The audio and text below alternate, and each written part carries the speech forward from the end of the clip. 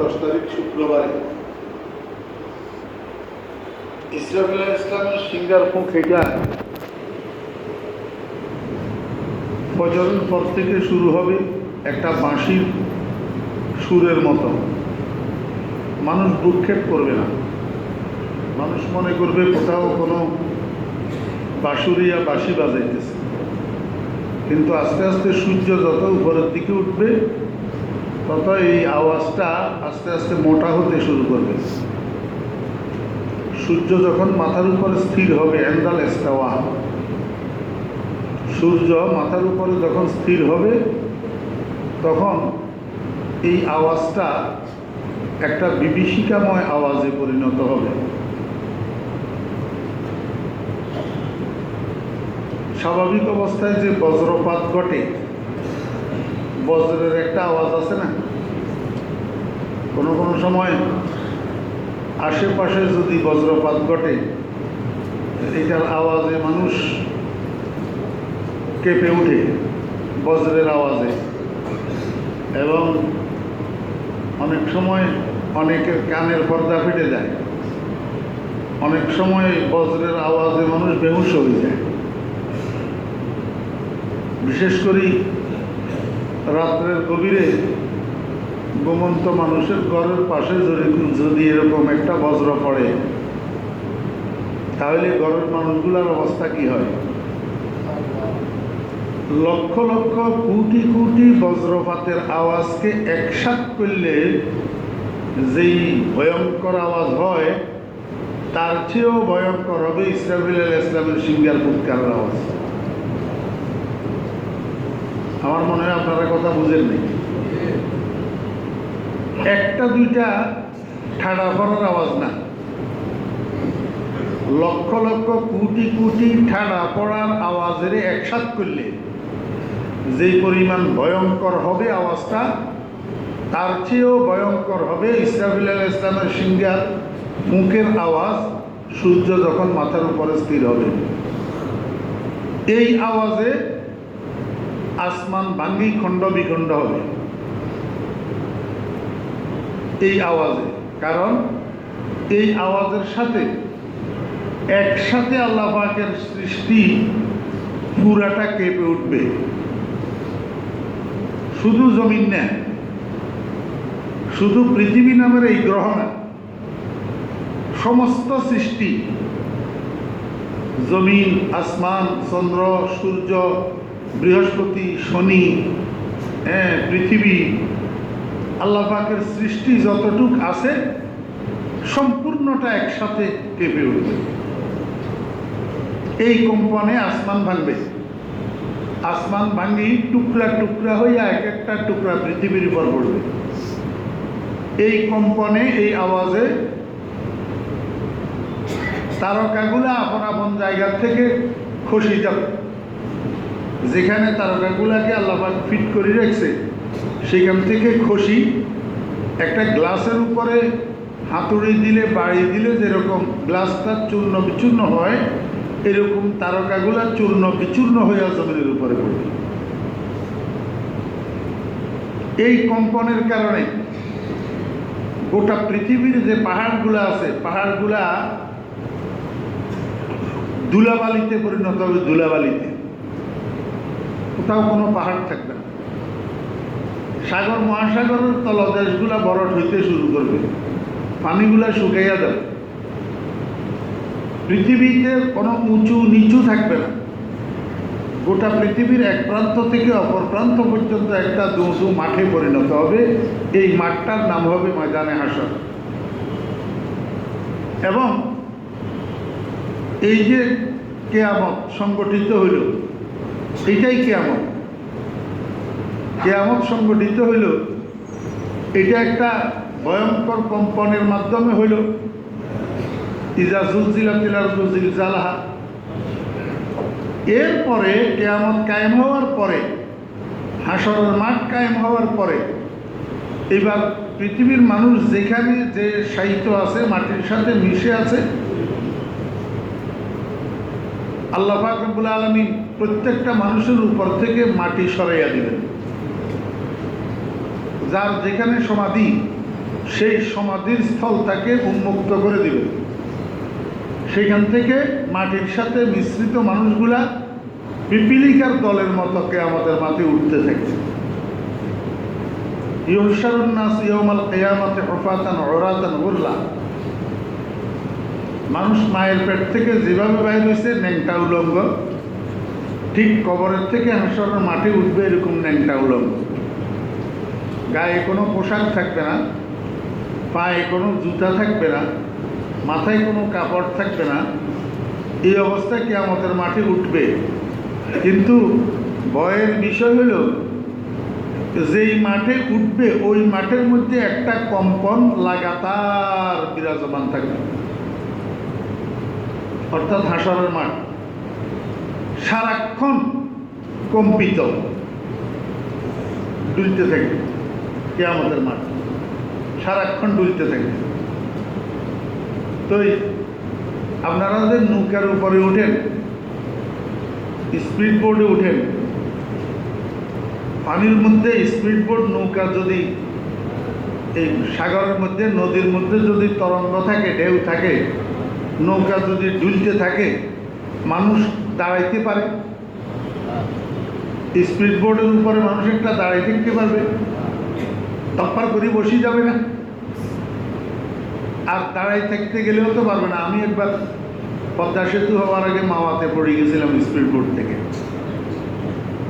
আমার ওই গোপালগঞ্জ কাশিয়ানি মাহফিল ছিল, এরকম শীতকাল, মোটা জামা, পরনে শু, হ্যাঁ, হাতে ব্রিফকেস, 8 জন প্যাসেঞ্জার স্পিড বোর্ডের মধ্যে, আমি 8 নম্বর, 7 জন বসা। আমি উঠি মাত্র দাঁড়াইছি, এটা ড্রাইভার খেয়াল করে নাই, দিছে হেঁচকাটা, টানের সাথে আমি আর টাল সামলাইতে পারি নাই, গেছি নদীতে পড়ি ব্রিফকেস লইয়া। সেই থেকে এখন পানির সফরের কথা কেউ কইলে আমার সাথে সাথে জ্বর উঠে। আমি পানির সফরের আর নামও নিই না। সন্দীপওয়ালারা বারবার চেষ্টা করিয়া যখন কোনো রকমে রাজি হই না, তো শেষ পর্যন্ত হেলিকপ্টার নিয়ে গেছে, আমি যাই না।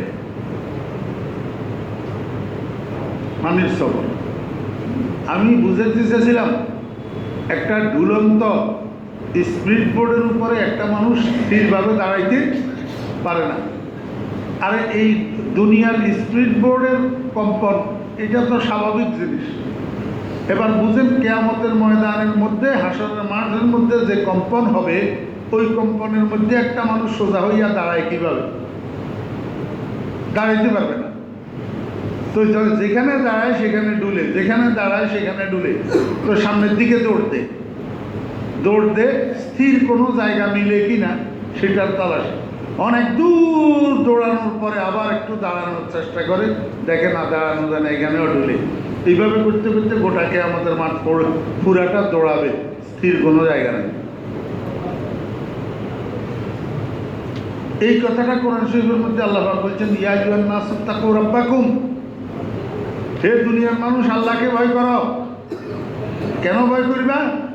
ইন্না জালজালাতাস সাআতি শাইউন আযীম, কিয়ামতের যে ভূকম্পন, এটা মহা মহা বিপদ, মহা বিপদ।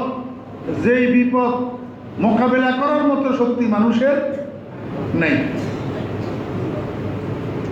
কিয়ামতের যে ভূকম্পন, যদি আল্লাহকে ভয় করো, তা আল্লাহর পক্ষ থেকে একটা ব্যবস্থাপনা আছে। সেটা হলো আল্লাহ পাকের বিশাল আরশের নিচের যে জায়গাটা, এই জায়গাটার মধ্যে সাত সূর্যের তাপও থাকবে না, এই জায়গাটার মধ্যে ভূকম্পনও থাকবে না। এখন আমাকে বুঝান, আমরা কি আল্লাহকে ভয় করতেছি? জি, আল্লাহকে যদি মানুষ ভয় করে, এই দুর্গতিওয়ালা কপালের মানুষ, হতভাগা মানুষ, আল্লাহ পাকের রহমত বঞ্চিত মানুষ আমরা, আল্লাহকে যদি মানুষ ভয় করে, অজু করি, কুশল করি, ব্যবসা ছাড়ি, বাণিজ্য ছাড়ি, কাজ কারবার ছাড়ি, মসজিদে আসছে নামাজ পড়ার জন্য, মসজিদে আসছে নেকি করার জন্য, হতভাগা পড়া কপাল, এইখানেও মসজিদের ভিতরে বসে বসে মোবাইল টিভি আর ফেসবুক টিভি, মসজিদের ভিতরে বসে তো ভূমিকম্প হবে না কি হবে? তুই তো ভূমিকম্প টানিয়ে আনতেছ, গোটা জাতির উপরে গজব টানিয়ে আনতেছ তুই।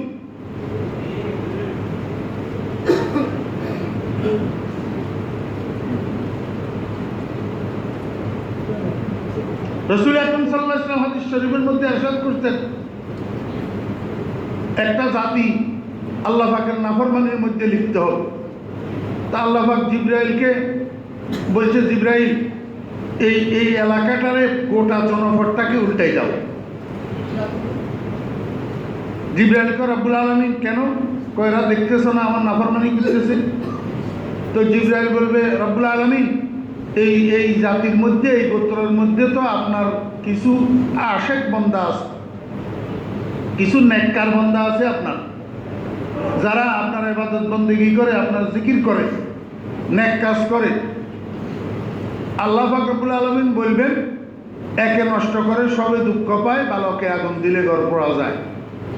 যখন ঘূর্ণিঝড় আছে, ঘূর্ণিঝড়ের বাতাসে যখন শুরু হয়, তো এটা ইঁদুরের গর্তেও ঢুকে, ইঁদুরের গর্তেও ঢুকে। আল্লাহ পাক বলবেন, ওই যে নেককার মানুষ আসে তারে সহ উল্টে যাও, তারে সহ কি করো? উল্টে যাও। সাময়িকভাবে এই গজবের সম্মুখীন এই বদকারদের কারণে, নাফরমানদের কারণে নেককার, দিনদার, পরহেজগার, আলেম ওলামা, আল্লাহর ওলি যারা, তারাও এটার মধ্যে অন্তর্ভুক্ত হয়ে যায়।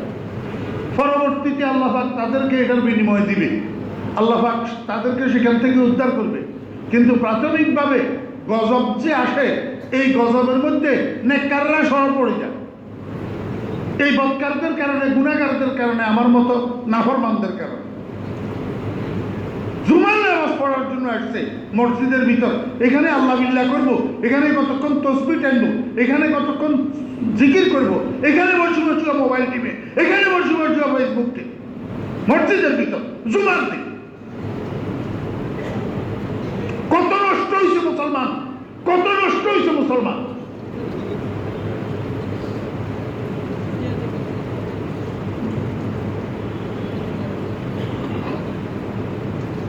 গুনাহ করা, আল্লাহর নাফরমানি করা তবিয়তে পরিণত হয়েছে, মেজাজে পরিণত হয়েছে, মুসলমানের হ্যাবিট হয়ে গেছে, স্বভাবে পরিণত হয়ে গেছে গুনাহ করা। গুনারে গুনাহ মনে করে না, গুনাহ করি অনুশোচনা করে। আরে গুনাহ তো মানুষ নফসের ধোঁকায় করে, গুনাহ তো মানুষ শয়তানের ধোঁকায় করে। গুনাহ করার পরে তো অনুশোচনা আসা চাই, কিরে আমি তো হরেশচন্দ্র না, আমি তো রমেশ বাবু না, আমি তো হরেশচন্দ্রের পোলা না, আমি তো সীতারামের দুধ পান করে বড় হই নাই, আমি তো মুসলমান, আমি কেন গুনাহ করলাম? আমার অনুশোচনা করার দরকার, আমার মাপ চাওয়ার দরকার, আমার তওবা করার দরকার। এই কথাটা মুসলমানের দিলে এখন আসে না।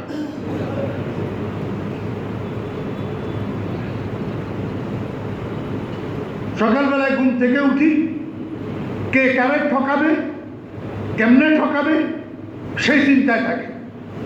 কাস্টমারে চায় দোকানদারের ঠকাইতে, দোকানদারে চায় কাস্টমারের ঠকাইতে, বসে চায় কর্মচারীরে ঠকাইতে, কর্মচারী চায় বসের। গজব নাযিল হবে না?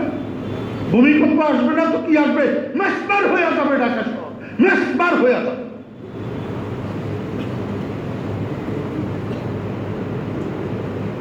আরে মেসবার তো গত শুক্রবারের আগে শুক্রবারেই হয়েছিল না, গত শুক্রবার।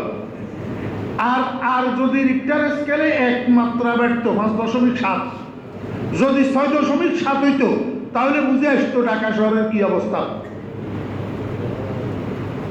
পোড়া কোফাল মুসলমান, পোড়া কোফাল জাতি।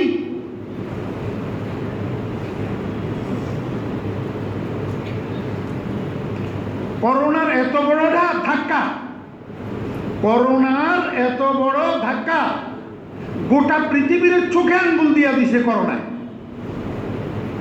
দেখেন বাংলাদেশের 1000 কোটি টাকার মালিকেরা এই হসপিটাল থেকে ওই হসপিটালে, ওই হসপিটাল থেকে ওই হসপিটালে, শেষ পর্যন্ত কোনো হসপিটালের জায়গা হয় নাই, রাস্তায় রহু গেছে। কি আপনারা তো মনে হয় ব্যাপার পত্রিকা দেখেন না, খবরাখবর রাখেন না, রাস্তায় রহু যায় নাই। যদি 100 কোটি 1000 কোটি টাকা দিয়া নিঃশ্বাস ধরে রাখা যেত, তাহলে কি সে ধরে রাখতো না?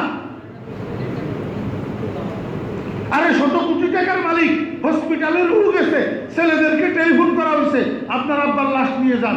ছেলেরা বলছে আমরা এই মুহূর্তে হসপিটালে আসতে পারবো না, আঞ্জুমানে মহিদুল ইসলামকে দিয়ে দেন, ওরা দাফন করুক। 100 কোটি 1000 কোটি টাকার মালিক শেষ পর্যন্ত ছেলেদের হাতে মাটি পায় নাই, ছেলেদের হাতে গোসল পায় নাই, আঞ্জুমানে মহিদুল ইসলাম দাফন করে এরপরেও এই জাতি করোনা সুখে আঙ্গুল দিয়া দেখাই দিছে, এরপরেও তো ইসলামের বিরুদ্ধে কথা বলতে ঠোঁট কাঁপে না। হ্যাঁ, এরপরেও আলেম ওলামাদেরকে গালি দিতে ঠোঁট কাঁপে না, এরপরেও কোরআনের আইনের বিরুদ্ধে কথা বলতে ঠোঁট কাঁপে না। আমরা শরিয়া আইন মানি না, এই কথা বলতে জিহ্বা কাঁপে না।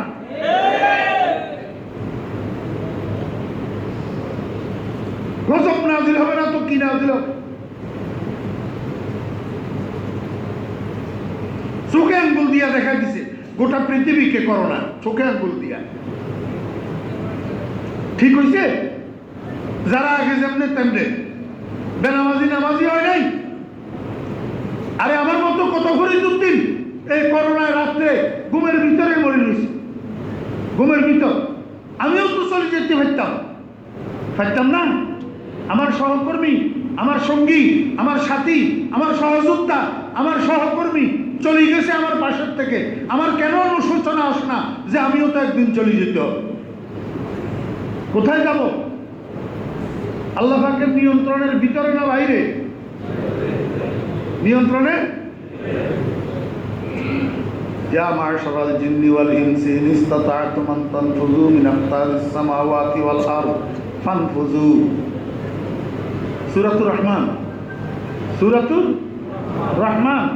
আজকে বাসায় যাইয়া কোরআন শরীফের একটা বাংলা অনুবাদ দেখেন না, বাংলা অনুবাদ একটা দেখেন, আমি পড়ে দিতেছি তো আয়াত। সূরাতুর রহমান তো কোরআন শরীফের প্রসিদ্ধ সূরা। সূরা রহমান কোরআন শরীফের প্রসিদ্ধ সূরা না? আর রহমান আল্লামাল কোরআন খালাকাল ইনসান আল্লামাহুল বায়ান, এটা প্রসিদ্ধ সূরা না? এই সূরাটার অনুবাদ আজকে বাসায় যাইয়া দেখেন আল্লাহ পাক কি কয়, ইয়া মাশারাল জিন্নি ওয়াল ইনসি, হে জিনের দল ইনসানের দল, হে জিনের দল ইনসানের দল, ইনিস্তাতা'তুম আন তানফুযু মিন আকতারিস সামাওয়াতি ওয়াল আরদ, যদি সামর্থ্য থাকে তোর আল্লাহ পাকের জমিনের, আল্লাহ পাকের আসমানের সীমারেখার বাহিরে চলে যাওয়া, তো ফানফুযু, যা, বাহিরে যা। আল্লাহর যখন মানবি না, আল্লাহর কোরআন যখন মানবি না, আল্লাহর দেওয়া বিধান যখন মানবি না, ইসলাম যখন মানবি না, তুই তোর দাদাদের বিধান মানবি, আমেরিকার বিধান মানবি, ইন্ডিয়ার বিধান মানবি, ইউরোপের কালচার মানবি, আপনার খ্রিস্টানদের আর ইহুদিদের বিধান মানবি, আল্লাহর বিধান যখন মানবি না, তা আল্লাহ পাকের রাজত্বর বাহিরে কোথাও চলে যা। বলেন আব্রাহাম লিঙ্কনের গণতন্ত্র নিয়ে তুমি এত দিওয়ানা, এত পাগল। আল্লাহ কথা আব্রাহাম লিঙ্কনের রাজত্বে যা, আমার রাজত্বে থাকবি কা? ইনিস্তাতা'তুম আন তানফুযু মিন আকতারিস সামাওয়াতি ওয়াল আরদি ফানফুযু। এরপরে আল্লাহ কি কয়, লা তানফুযুনা ইল্লা বিসুলতান, লা তানফুযুনা ইল্লা বিসুলতান। আসলে না জিজ্ঞাসা করুন তো কোরআন শরীফ, হ্যাঁ, লা তানফুযুনা ইল্লা বিসুলতান। কোথায় যাবি? যাইতে পারবি না। যেখানে যাবি সেখানে আমার রাজত্ব, আমার রাজত্বের বাইরে কোথাও যাওয়ার জায়গা নাই। যতজন যাইতেছে কোথায় যাইতেছে? কবরে। যতজন যাইতেছে কোথায় যাইতেছে? নেতা খেতা, বড় মিয়া ছোট মিয়া, যতজন যাইতেছে কোথায় যাইতেছে? কবরে যাইতেছে। সবাই মিলে একসাথ করি, জানাজার নামাজ পড়ি, 7 মণ মাটি বুকের উপর দিয়া কবরে রাখি আসতেছে। তো এটা আল্লাহর রাজত্ব না আল্লাহর রাজত্বের বাইরে? আল্লাহর নিয়ন্ত্রণের ভিতরে না আল্লাহর নিয়ন্ত্রণের বাইরে? তো কেন বুঝো না? রাজনীতি বুঝো, নামাজ কেন বুঝো না? নেতাগিরি বুঝো, নামাজ কেন বুঝো না? নেতাগিরি বুঝো, ইসলাম কেন বুঝো না? নেতাগিরি বুঝো, আল্লাহর কোরআন কেন বুঝো না? ভূমিকম্প আসবে না কি আসবে? ধরা যেদিন খাইবা সেদিন নিস্তার নাই, ব্যাক গিয়ার নাই, ব্যাক গিয়ার নাই। করোনার হাতে যারা ধরা খাইছে তারা সামনে গেছে না ব্যাকে আসছে? ব্যাকে আসার সুযোগ আছে? এই ভূমিকম্পের হাতেও যারা ধরা খাইবা ব্যাকে আসার সুযোগ নাই, সামনেই যাইবা। কি অবস্থায় আছো পিছনে ওয়ালাদেরকে বলারও সুযোগ নেই।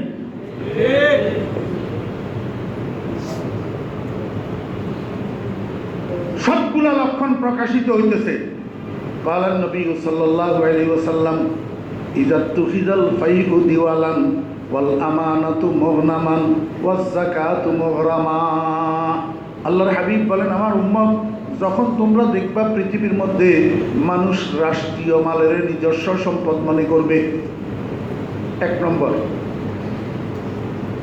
ইযা তুখিযাল ফাইউ দিওয়ালান, যখন মানুষ রাষ্ট্রের সম্পদকে নিজের সম্পদ মনে করবে। এখন করতেছে কিনা কোন? রাষ্ট্রের সম্পদকে নিজের সম্পদ মনে করতেছে না।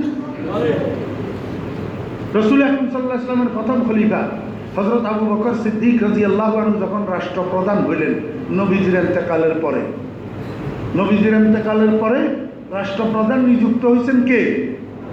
আবু বকর সিদ্দিক। টুপি বানাই বানাই, হাতে টুপি বানাই বানাই বাজারে বিক্রি করি সংসার চালাইতেন। টুপি বানাই বানাই, টুপি বানাই বানাই বাজারে বিক্রি করি সংসার চালাইতেন, এদিকে রাষ্ট্রও চালাইতেন। হযরত ওমর ফারুক রাদিয়াল্লাহু আনহু বড় বড় সাহাবীরা যারা ক্যাবিনেটে ছিল ওনাদেরকে ডাকি মিটিং বসছে। মিটিং বসি কয়, আমাদের মহামান্য প্রেসিডেন্ট যে টুপি বানাই বানাই বাজারে নিয়ে বিক্রি করার জন্য এতে সময় নষ্ট হয়, এই সময়টা যদি উনি রাষ্ট্রীয় কাজে লাগায় তাহলে রাষ্ট্রের আরও উন্নতি হবে। তাহলে এখন কি করা? কয়, তোমরা রাষ্ট্র থেকে ওনার সংসারের জন্য খরচ দাও, ওনার গড় যেই পরিমাণ চলে সেই পরিমাণ খরচ তোমরা রাষ্ট্র থেকে দাও, তাহলে উনি টুপি বানানি আর বাজারে যাওয়া লাগবে না। প্রতিদিন এক সা আটা, এক সা আটা, হ্যাঁ, এক সা আটা প্রায় 2.5 কেজির থেকে একটু বেশি, 2.5 কেজির থেকে একটু বেশি। এই পরিমাণ আটা উনার ঘরে 3 বেলায় লাগে, উনার ফ্যামিলি সদস্য দ্বারা। এখন সিদ্ধান্ত হয়েছে রাষ্ট্রীয় কোষাগার থেকে এই পরিমাণ আটা প্রতিদিন ওনার ঘরে সরবরাহ করা হবে, যাতে আর খলিফাতুল মুসলিমিন টুপি বানাইয়া বাজারে যাইয়া টুপি বিক্রি করা না লাগে। এখন দিতেছে রাষ্ট্রীয় কোষাগার থেকে। কিছুদিন পরে হযরত আবু বকর সিদ্দিক রাদিয়াল্লাহু আনহুর স্ত্রী হযরত আবু বকর সিদ্দিক রাদিয়াল্লাহু আনহুর সামনে পায়েস পরিবেশন করছে। পায়েস কি পরিবেশন করছে? পায়েস কি দিয়া বানায়? আটা, দুধ, মধু আর খেজুর টুকরা এগুলা দিয়া পায়েস বানাইছে। ক্ষীর হযরত আবু বকর সিদ্দিক রাদিয়াল্লাহু আনহুর সামনে পরিবেশন করছে। আবু বকর সিদ্দিক রাদিয়াল্লাহু আনহু বিবিরে জিজ্ঞাসা করে, বিবি, তোমার এত রাষ্ট্রীয় কোষাগার থেকে 3 বেলার রুটি বানানোর জন্য আটা দেওয়া হয়, তুমি পায়েস বানানোর জন্য বাড়তি আটা পাইলা কই? বাড়তি আটা পাইলা কই? আবু বকর সিদ্দিক রাদিয়াল্লাহু আনহুর স্ত্রী কয়, খলিফাতুল মুসলিমিন, আমি প্রতি বেলার আটার থেকে এক মুষ্টি আটা বাঁচাইয়া 1 সপ্তাহ পর্যন্ত আটা এক মুষ্টি জোগাড় করে এটা দিয়ে পায়েস বানাইছি। আবু বকর সিদ্দিক রাদিয়াল্লাহু আনহু কয়, বিবি, তাহলে তো যেই পরিমাণ রাষ্ট্রীয় কোষাগার থেকে আটা তোমাকে দেওয়া হয় তার মধ্য থেকে 1 মুষ্টি আটা কম হইলেও তোমার চলে। হযরত আবু বকর সিদ্দিক রাদিয়াল্লাহু আনহু রাষ্ট্রীয় কোষাগারের দায়িত্বে যিনি আছেন সাহাবী, ওনাকে ডাকি বলছে যে এখন থেকে প্রতি বেলায় আমার ঘরে আটা দেওয়ার সময় 1 মুষ্টি আটা পরিমাণ এত, ধরেন 100 গ্রাম, 150 গ্রাম, 200 গ্রাম, এই পরিমাণ আটা কম দিবা, এটা না হইলেও আমার পরিবার চলে।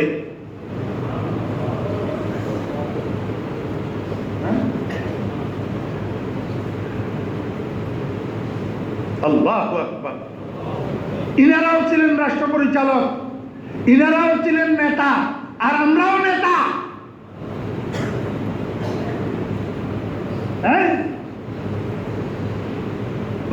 গৃহস্থ 13 বাড়ি চোর, জায়গার নাম হারাম কর, ভূমিকম্প হবে না কি হবে?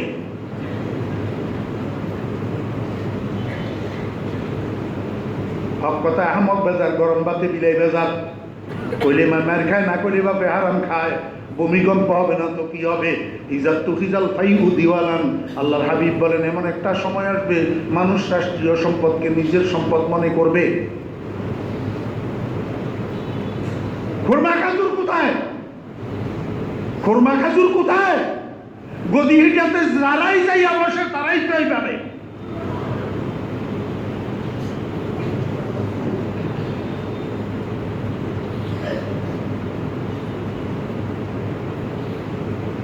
আর যারা চুরি করবে না তাদেরকে তো আপনারা বসাইবেন না।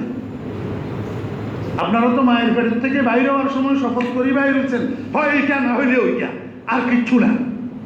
চুরি যারা করবে না, যাদের নামে চুরির তকমা নাই, তাদেরকে তো আপনারা বসাবেন না সেখানে, তাদেরকে তো আপনারা ভোট দিবেন না। আপনারা তো দলকানা হয়ে গেছেন। ভূমিকম্প হবে না তো কি হবে? দরকার তো ছিল ইমান কানা হওয়া, দরকার তো ছিল ইসলাম কানা হওয়া, কিন্তু ইমান কানা ইসলাম কানা না হইয়া হয়েছেন তো দল কানা।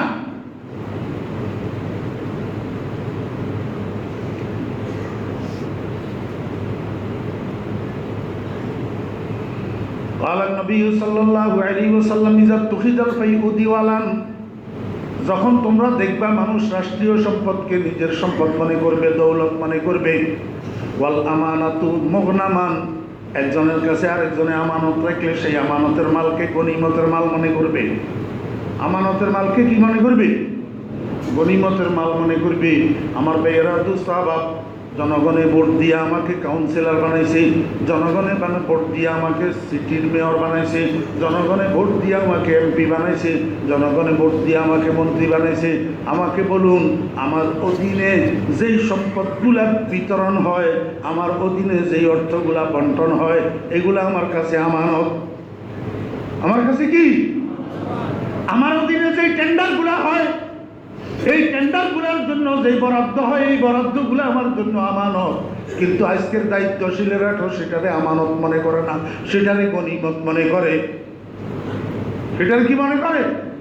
গনিমত মনে করে। যদি 20 লক্ষ টাকার টেন্ডার হয়, তাহলে 10 লক্ষ টাকা আমার কাছে আসতে হবে, আর 10 লক্ষ টাকা কন্ট্রাক্টরের কাছে যাবে। এবার কন্ট্রাক্টরের কাছ থেকে 5 লক্ষ টাকার কাজ হলে আর 5 লক্ষ টাকা কন্ট্রাক্টরের নিজে মিলিয়া অমুক তমুক নেতা অফিসার মিলিয়া শেষ। জনগণের 20 লাখ টাকা, শেষ পর্যন্ত 5 লাখ টাকার কাজ হতে হয় না। ওয়াল আমানাতু মুগনামান, ওয়াল আমানাতু, কোন সেক্টর বাদ দিবেন? কোন সেক্টর? যেই সেক্টরে যাবেন সেই সেক্টরে চুরি, যেই সেক্টরে যাবেন সেই সেক্টরে ঘুষ, যেই সেক্টরে যাবেন সেই সেক্টরে লুটতরাজ, যেই সেক্টরে যাবেন সেই সেক্টরে দুর্নীতি। রন্দে রন্দে ঢুকছে, রন্দে রন্দে রগের রেখায় ঢুকছে। ভূমিকম্প হবে না তো কি হবে? এখনো সময় আছে, মুসলমান তওবা করেন। আমরা সবাই তওবা করি, আল্লাহর কাছে মাপ চাই। তুই যদি আল্লাহ পাক রোধ করেন, কম করেন ভূমিকম্প, না হলে বাঁচার উপায় না। বাঁচার উপায়? গত শুক্রবারে 31 ঘন্টায় 4 বার হয়েছে। 4 বার। আপনারা কি জানেন? সবাই জানেন 31 ঘন্টায় কয়বার হয়েছে? 4 বার হয়েছে। গতদিন বিকেলে 4:15 আবার হয়েছে ভূমিকম্প ঢাকায়। তাহলে 1 সপ্তাহের ভিতরে 6 দিনের মাথায় কয়বার হইল? মোট 5 বার। আরো কয়বার হয় দেখেন না?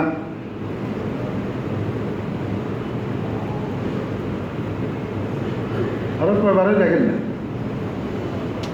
বেশি লাগবে না। রিক্টার স্কেলে মাত্রা যদি 7 হয়, ভূমিকম্পের মাত্রা কত? 7। এই 7 মাত্রার একটা ভূমিকম্প যদি হয়, ইরানের বাম শহরে 50,000 মানুষ একসাথে মারা গেছে। ভারতের আজাদ কাশ্মীর শহর ধ্বংসস্তূপে পরিণত হয়েছে। রিক্টার স্কেলে মাত্রা 7। মাত্রা কত? 7। আরে আমাদের এখানে তো গত শুক্রবার 5.7 হয়েছে। আর এক মাত্রা যদি বাড়ে 6.7, তো ঢাকা শহরের অস্তিত্ব থাকবে না। আপনারা বলবেন হুজুর ভবন, নতুন নতুন ভবন যেগুলো, আর নতুনটার উপরে যখন পুরান 3টা পড়বে তখন নতুনটাও নিজের জায়গায় থাকবে না। পুরাতন 3টা ভাঙ্গি যখন নতুনটার মাথার উপরে পড়বে তখন নতুনটাও ঠিক থাকবে না। ওই সমস্ত শহরগুলো এত ঘনবসতির শহর না। আমাদের ঢাকা শহর যত ঘনবসতির শহর, 3 কোটি মানুষের বসবাস এখন ঢাকা শহর। 3 কোটি মানুষের ভিতর ঢাকা শহর পুরাটার জরিপ করলে পুরা ঢাকা শহরের যতগুলা জুমা মসজিদ আছে, এই জুমা মসজিদে মুসল্লি যতগুলা জুমার দিন উপস্থিত হয়, পুরাটা জরিপ করলে 50 লাখ মানুষ হবে। আর বাকি 2.5 কোটি মসজিদে যায় না। ভূমিকম্প হবে না তো কি হবে? এই 2.5 কোটি কি ভিন্ন ধর্মী? সমস্ত মুসলমানের সন্তানেরা, মুসলিম যুবকেরা, মুসলিম তরুণেরা যারা মসজিদে যায় না কিন্তু দুর্গা পূজায় ঠিকই যায়। দুর্গা পূজায় ঠিকই যায়। মসজিদে যায় না কিন্তু 31 নাইট মানানোর জন্য ঠিকই বাইরে। দুর্গা পূজায় যায়, মসজিদে যায়।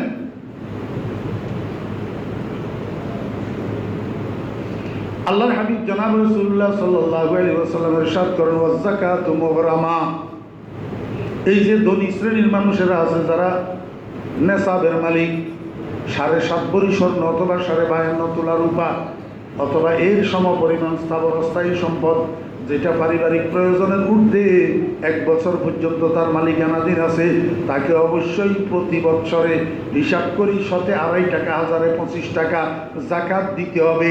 কিন্তু এই জাকাতকে এখন ধনী মানুষেরা জরিমানা মনে করে।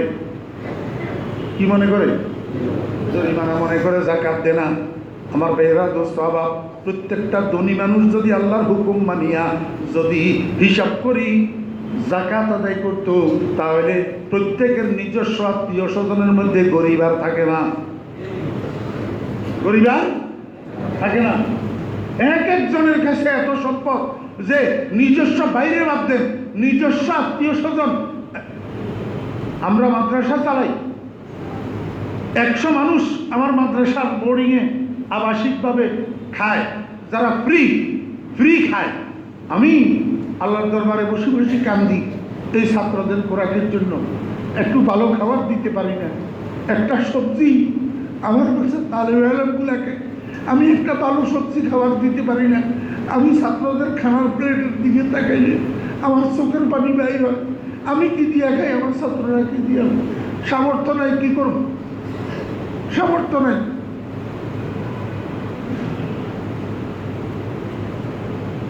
আর এই দেশের ধনীরা কোটি কোটি কোটি কোটি টাকা নষ্ট করে ফেলতেছে। কোটি কোটি টাকা ছেলের বিয়েতে, মেয়ের বিয়েতে, হানিমুনে যাইয়া, সিঙ্গাপুরে যাইয়া, মালয়েশিয়ায় যাইয়া, থাইল্যান্ডে, ব্যাংককে যাইয়া কোটি কোটি টাকা নষ্ট করতেছে, কিন্তু মাদ্রাসার ছাত্ররা ঠিক মতো খানা পায় না।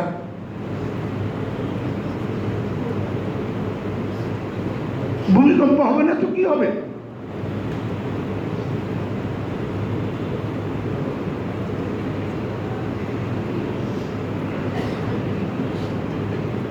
মাদ্রাসায় পড়ায় শিক্ষকেরা 10,000, 11,000, 12,000 টাকা বেতন। একটা গরিব মানুষ, না আছে কোনো স্থাবর সম্পদ, না আছে কোনো অস্থাবর সম্পদ, এই মাদ্রাসার চাকরিটা ছাড়া আর কোনো ইনকামও নেই। 10-12,000 টাকা বেতন। এই দ্রব্যমূল্যের ঊর্ধ্বগতি মূল্যের জমানায় 10-12,000 টাকা একটা পরিবারের কি হয়, কি খায়? আপনারা তো শান্তিনগর বাজারের থেকে এত বড় বস্তা বোঝাই করে বাজার করেন, ছাগল, খাসি, গরু, ইলিশ মাছ যা পারেন খাইলেও না খাইলে ডাস্টবিনে গেল। কিন্তু এই আলেমগুলা মাদ্রাসায় পড়াইতেছে, আপনাদের সন্তানগুলাকে আলেম বানাইতেছে, ইমাম বানাইতেছে, মুয়াজ্জিন বানাইতেছে, খতিব বানাইতেছে, মুবাল্লিগ বানাইতেছে। খাইয়া না খাইয়া, পাইয়া না পাইয়া এই 10-12,000 টাকা বেতন আমি তাদেরকে ঠিক মতো দিতে পারি না। কারো 1 মাস, কারো 2 মাস, কারো 3 মাস বাকি। আমাকে বুঝে দেখলে বলুন, এই মানুষগুলার সংসার কেমনে চলে, পরিবার কেমনে চলে, এদের বাচ্চা কাচ্চাগুলার সাদা হালাত কেমনে পূরণ হয়?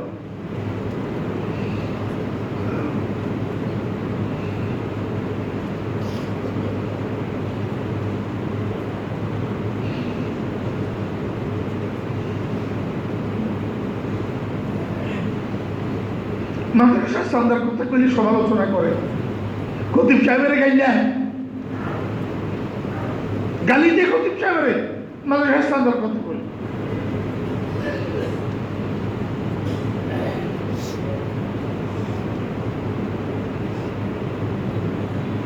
আল্লাহ হাবিব জনাব রাসূলুল্লাহ সাল্লাল্লাহু আলাইহি ওয়াসাল্লাম ইরশাদ করেন, ওয়া আতাআর রাজুলু ইমরাআতাহু ওয়া আক্কা উম্মাহু। এমন একটা সময় আসবে মানুষ বউয়ের কথা ধরবে, বউয়ের কথা শুনবে, কিন্তু মায়ের নাফরমানি করবে, মায়ের কথা শুনবে না। বউয়ে বলবে 10,000 টাকার বেনারসি শাড়ি আনি দাও, সেটা আনি দিবে, কিন্তু মা একটু পান খায়, 20 টাকা 30 টাকার পান সুপারি মায়ের জন্য আনে না। মায়ের একটু ঔষধ লাগে, 200-100 টাকার ঔষধ মায়ের জন্য আনে না, কিন্তু বউয়ের জন্য 2 ভরি স্বর্ণের নেকলেস, 3 ভরি স্বর্ণের নেকলেস ঠিক মতো খরিদ করে। মায়ের নাফরমানি করবে, গ্রামের বাড়িতে পড়ে রয়েছে মা, মাসে 2 মাসে 4 মাসে 6 মাসে মায়ের খবর নেয় না, বিবি বাচ্চা নিয়ে ঢাকায় থাকে, রাজ হালতে থাকে।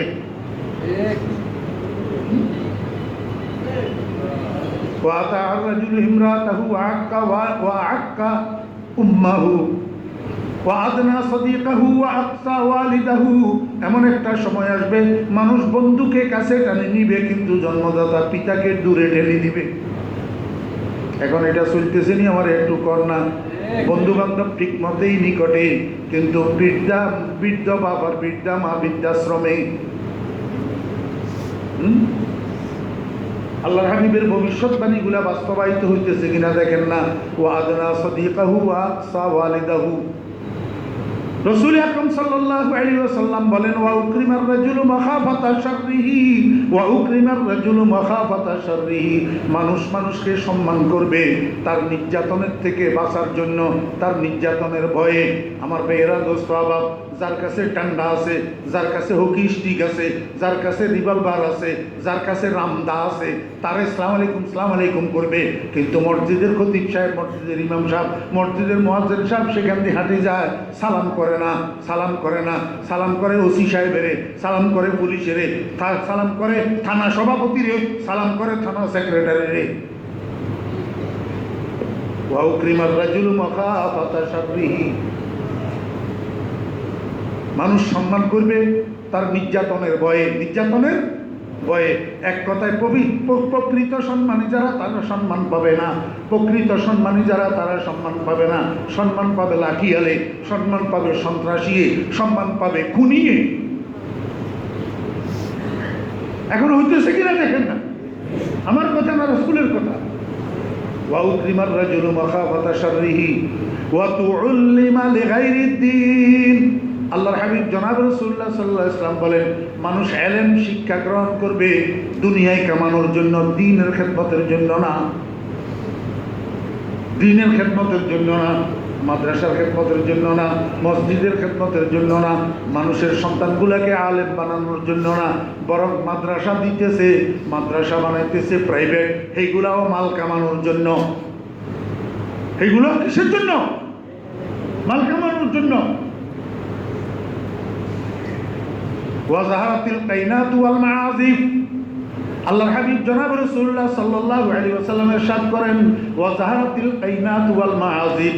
বাদ্যযন্ত্রের আধিক্য হবে, গান বাজনার আধিক্য হবে, বাদ্যযন্ত্রের আধিক্য হবে, গান বাজনার আধিক্য হবে। দেখেন না আমার ভাইয়েরা, দোস্ত আবাব, হ্যাঁ, জেনারেল শিক্ষা সিলেবাসের মধ্যে, জেনারেল শিক্ষা সিলেবাসের মধ্যে যেখানে দরকার ছিল ইসলামিয়াত যোগ করা, ধর্মশিক্ষা যোগ করা, যে একটা স্কুলের ছাত্র যেন বলতে পারে ওযুর ফরজ কয়টা, গোসলের ফরজ কয়টা, নামাজের বাহিরের ভিতরে ফরজ কয়টা। একটা সিলেবাসের ভিতরে আলামদু থেকে আলামতারা পর্যন্ত 11টা সূরা ঢুকাই দেওয়ার দরকার ছিল, যাতে একটা স্কুল ছাত্র জেনারেল শিক্ষার পাশাপাশি নামাজের সূরাগুলা মুখস্থ করতে পারে। আমাদের যুগে আমরা ছোট দেখছি স্কুলের মধ্যে ছিল একজন ধর্ম বিষয়ক শিক্ষক, ছিল হুজুর স্যার, ছিল না? আপনারা বলেন, ছিল না? এইটা করার জন্য ওলামায়ে কেরামরা দাবি জানাইছে। এই দাবির প্রেক্ষিতে গান গান গান ঢুকাই দিছে, গান গানের বই ঢুকাই দিছে, গানটা কম্পালসারি করে দিছে, অথচ ধর্ম শিক্ষা কম্পালসারি করা হয় নাই। খোদার গজব নাজিল হবে না তো কি হবে? আল্লাহর হাবিব বলেন ওয়া যাহারাতিল কাইনাতু ওয়াল মাআজি। আর দলের পক্ষে কথা বলার লোক আছে কিন্তু ধর্মের পক্ষে কথা বলার লোক নাই, দলের পক্ষে কথা বলার লোক আছে কিন্তু ধর্মীয় শিক্ষা সিলেবাসের পক্ষে কথা বলার লোক নাই। মোল্লা মৌলবী কতগুলো চিল্লায়, এদের কথা কে শুনে? কতদিন ধরে চিল্লাইতেছে বাংলাদেশের মুসলমানেরা, বাংলাদেশের ওলামায়ে কেরামরা কাদিয়ানীদেরকে কাফের ঘোষণা করার জন্য রাষ্ট্রীয়ভাবে সরকার কানে তুলে দিয়া থাকে, শুনে না। কানে তুলে দিয়া থাকে, শুনে না। কাদিয়ানীরা মুহাম্মদুর রাসূলুল্লাহ সাল্লাল্লাহু আলাইহি ওয়াসাল্লামকে শেষ নবী মানে না, নবীজির পরে আরেকজনের নবী মানে। অথচ কোরআনে কয় মুহাম্মদুর রাসূলুল্লাহ সাল্লাল্লাহু আলাইহি ওয়াসাল্লাম পরে কোনো নবী নাই, হাদিসে কয় মুহাম্মদুর রাসূলুল্লাহ সাল্লাল্লাহু আলাইহি ওয়াসাল্লামের পরে কোনো নবী নাই, কাদিয়ানীরা কয় আরো একজন আছে। এর পরেও তারা রাষ্ট্রীয়ভাবে সারা দুনিয়ার ইসলাম কান্ট্রিগুলা কাদিয়ানীদেরকে রাষ্ট্রীয়ভাবে অমুসলিম ঘোষণা করছে। আমার দেশে এটা কইলে সরকার প্রধানেরা কানে তুলে দিয়ে থাকে, শুনে না। তো গজব নাযিল হবে না তো কি হবে? ওয়াজাহারাতিল কাইনাতু ওয়াল মাআজি। আল্লাহর হাবিব জনাব রাসূলুল্লাহ সাল্লাল্লাহু আলাইহি ওয়াসাল্লাম ইরশাদ করেন ওয়াজাহারাতিল আসওয়াতু ফিল মাসাজিদ। মসজিদের মধ্যে শোরগোল শোনা যাবে। একটা সময় আসবে মসজিদের মধ্যে মানুষ শোরগোল করবে, সভাপতির তাফালিং, সেক্রেটারির তাফালিং, কমিটির সদস্যদের তাফালিং, আল্লাহু আকবার, এই তাফালিং মসজিদের মধ্যে হই হুল্লোড় শোরগোল, মসজিদের মধ্যে আওয়াজ বড় হবে। এটা কিয়ামতের আলামত, কিয়ামতের আলামত। ওয়াজাহারাতিল আসওয়াতু ফিল মাসাজিদ। মানুষ মসজিদের মধ্যে শোরগোল করাকে গুনাহ মনে করবে না। এখন অবশ্য শোরগোল নাই, এখন শোরগোল নাই কেন? এখন মোবাইলে শোরগোল এটা বন্ধ করে দিছি। মোবাইলে শোরগোল এটা কি করে দিছে? বন্ধ করে দিছে। আমাদের এখানে দেখতেছেন না, আমার বয়ানের কারণে হয়তো আপনারা সবাই একমুখী মতবাজ্য হয়েছেন। অন্য মসজিদে যাইয়া দেখেন, মসজিদের ভিতরে বসে বসে ফেসবুক, কেমনে টিভি। হ্যাঁ, আল্লাহ হাবিব জনাব রাসূলুল্লাহ সাল্লাল্লাহু আলাইহি ওয়াসাল্লাম ইরশাদ করেন ফান্তাযিরু ইনদা যালিকা রিহান হামরা ওয়া খাসফান ওয়া মাসখান ওয়া যালজালাতান ওয়া আয়াতিন তাতাবিউ কানিজামিন কুতিয়া সিলকুহু ফাতাতাবা আও কামা ক্বালা নবী আলাইহিস সালাতু ওয়াস সালাম। এই বর্ণিত লক্ষণগুলো যখন প্রকাশিত হবে, আল্লাহর হাবিব বলেন তোমরা অপেক্ষা করো। খাসফান আল্লাহু আকবার, জমি ধস, জমি ধস, পাহাড় ধস। দেখা গেছে পাহাড়ের ডালের মধ্যে মানুষ কতগুলা ঘর বাঁধি সেখানে বসবাস করে, উপরের থেকে পাহাড় ধসি পড়ে মানুষগুলা সঙ্গে সঙ্গে, হ্যাঁ কি বলে না এটা, সলিল সমাধি, সলিল সমাধি। আল্লাহু আকবার। দাফন করার জন্য তালাশ করে বাইরে তো করতে পারতেছে না, উপরে দিয়ে পাহাড় দোষী পড়ি একবারে ঘরবাড়ি সহ নিচে চাপা পড়ে গেছে। খসফ ওয়া মাসখান। আল্লাহর হাবিব বলেন এমন একটা সময় আসবে যে সময় তোমরা অপেক্ষা করো, মানুষের ছবি বিকৃতি শুরু হবে। ছবি বিকৃতির এক অর্থ হইল হাকিকতান, আর একটা হইল মাজাজান। ছবি বিকৃতি হাকিকতান। বনি ইসরায়েলের মানুষ কতগুলারে আল্লাহ পাক রব্বুল আলামিন বানর বানাই দিছিল। বানর কোরআন শরীফের মধ্যে আছে ওয়াকুনু কিরাদাতান খাসিইন। রাসূলের উম্মতকে, শেষ নবীর উম্মতকে আল্লাহ পাক এরকম বানর বানাবে না, কিন্তু চেহারার যে একটা নূর থাকে, মানুষের চেহারার মধ্যে মনুষ্যত্বের যে একটা নূর থাকে, একটা মায়াবী থাকে, একটা আকর্ষণ থাকে, এইটা তার চেহারার মধ্যে থাকবে না। চেহারার দিকে তাকাইতে শুয়োরের মতো লাগবে, চেহারার দিকে তাকাইতে বানরের মতো লাগবে। যদিও মানুষের চেহারা, কিন্তু চেহারার মধ্যে মনুষ্যত্বের নূর থাকবে না, মনুষ্যত্বের নূর থাকবে না। ওয়া খাসফান ওয়া মাসখান ওয়া যালজালাতান। এই পয়েন্টে আসছি, এই পয়েন্ট এইটা বোঝানোর জন্য আমি এতটুকু ঘুরে এসেছি। আল্লাহ হাবিব বলেন এই লক্ষণগুলো যখন প্রকাশ পাবে তখন তোমরা অপেক্ষা করো। ওয়া যালজালাতান, ভূমিকম্পের। কি করো? ভূমিকম্পের অপেক্ষা করো। ভূমিকম্পের, এখানে ভূমিকম্প, ওইখানে ভূমিকম্প, সকালে ভূমিকম্প, বিকালে ভূমিকম্প, রাত্রে ভূমিকম্প, দিনে ভূমিকম্প, এক সপ্তাহের মধ্যে 5 বার, এক সপ্তাহের মধ্যে 3 বার, একদিনের মধ্যে 10 বার খালি ভূমিকম্প। এখানে পড়ি যার, ওইখানে পড়ি যার। আল্লাহর হাবিব বলেন ফান্তাযিরু ইনদা যালিকা রিহান হামরা ওয়া যালজালাত ওয়া খাসফান ওয়া মাসখান ওয়া যালজালাতান। হ্যাঁ, শুধু একটা না, আয়াতিন তাতাবাউ কানিজামিন কুতিয়া সিলকুহু ফাতাতাবা। আল্লাহর হাবিব জনাব রাসূলুল্লাহ সাল্লাল্লাহু আলাইহি ওয়াসাল্লাম বলেন, ফিতনা ফিতনা ফিতনা, একের পর এক ফিতনা, একের পর এক ফিতনা, এখানে ওইটা হইতেছে, ওইখানে ওইটা হইতেছে, ওইখানে ওইটা হইতেছে, ফিতনা আর ফিতনা।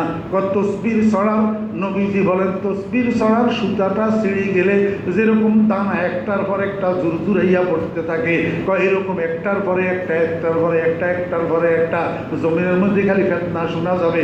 এইখানে এইটা হয়েছে, এইখানে ওইটা হয়েছে, ওইখানে ওইটা হয়েছে। সব গুনার গুলার গোড়ার কারণ হলো মানুষের গুনাহ, মানুষের গুনাহ। আল্লাহ পাক আমাদেরকে বুঝার তৌফিক দান করেন। ও ভাই, চলেন সবাই আল্লাহর দরবারে তওবা করি, সবাই আল্লাহর দরবারে কি করি? তওবা করি, গুনার কাজের থেকে ফিরিয়ে আসি, আল্লাহর কাছে সবাই মাপ চাই। এটা তো এখন এই ভূমিকম্পের বিপদের থেকে, ভূমিকম্পের ফিতনা থেকে বাঁচার জন্য রাষ্ট্রীয়ভাবে রাষ্ট্রপ্রধানের পক্ষ থেকে গোটা জাতিকে তওবার আহ্বান করার দরকার ছিল। তওবার আহ্বান করা ছিল রাষ্ট্রপ্রধানের পক্ষ থেকে, তওবার আহ্বান করার দরকার ছিল এবং গুনাহ মাফ চাওয়ার অনুষ্ঠানের আয়োজন করার দরকার ছিল। তুই যদি যাই আল্লাহ রক্ষা করে, করবো? করবে? করবে না।